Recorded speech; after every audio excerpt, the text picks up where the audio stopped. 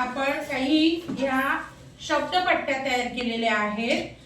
खूप साऱ्या शब्दपट्ट्या आहेत। याच्यातून आपल्याला 3 चिठ्ठ्या उचलायच्या आहेत आणि त्या 3 चिठ्ठ्यांवर कोणते शब्द आले ते तुम्ही वाचायचे आहेत आणि त्याच्यावरून गोष्ट तयार करायची आहे।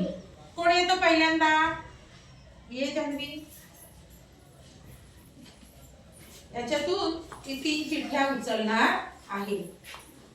हे कोणत्या पण उचल, एक एक उचल।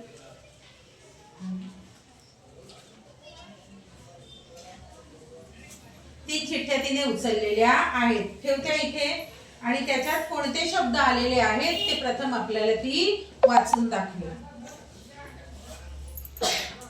मुलगा, दवाखाना, तिकडे दाखव पण। दवाखाना, शेत। बरोबर आहे। तिच्याकडे आलेल्या चिठ्ठ्या आपण बघूया परत। शेत, नंतर ती पण काढून दाखव, दवाखाना आणि मुलगा, हे 3 शब्द तिला आलेले आहेत। याच्यावरून ती आपल्याला गोष्ट तयार करून दाखवणार आहे। कर गोष्ट, सांग गोष्ट।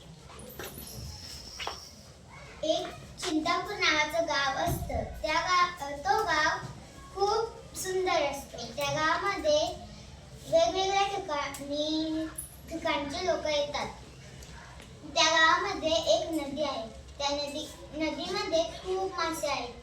ते रंगीबिरंगी आहेत। माणसं खास करून त्यांनाच बघायला येतात। त्या गावामध्ये एक मुलगा राहत असतो। तो मुलगा खूप गरीब परिस्थितीमध्ये राहत असतो। तो एकटाच असतो। एकदा काय झालं, तो दुसऱ्यांच्या गायी चरवण्यासाठी नेतो। डोंगरावर गेल्यावर नंतर तो त्या गायी बांधून आणि तो एका शेतात आंब्याच्या झाडाखाली झोपून जातो।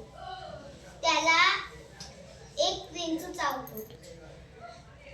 विंचू चावल्यानंतर तिथे मुलं खेळत असतात। मग त्या मुलांनी त्याला बघितलं आणि त्या मुलांनी त्याला दवाखान्यात नेलं।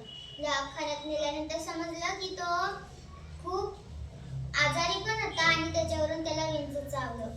विंचू खूप विषारी होता, पण डॉक्टरांनी त्याला साथ दिली आणि तो मुलगा लगेचच बरा झाला आणि त्याने शाळेत जायला पण सुरुवात केली आणि असं करून तो मोठा होऊन डॉक्टरच बनला। गोष्ट संपली। जान्हवीने छान आणि सुंदर गोष्ट सांगितलेली आहे। तिने निवडलेल्या चिठ्ठ्या मुलगा, दवाखाना, शेत या 3 शब्दांचा वापर तिच्या गोष्टीमध्ये झालेला आपल्याला दिसून येतो। अशीच गोष्ट तुम्ही पण तयार करायची आहे।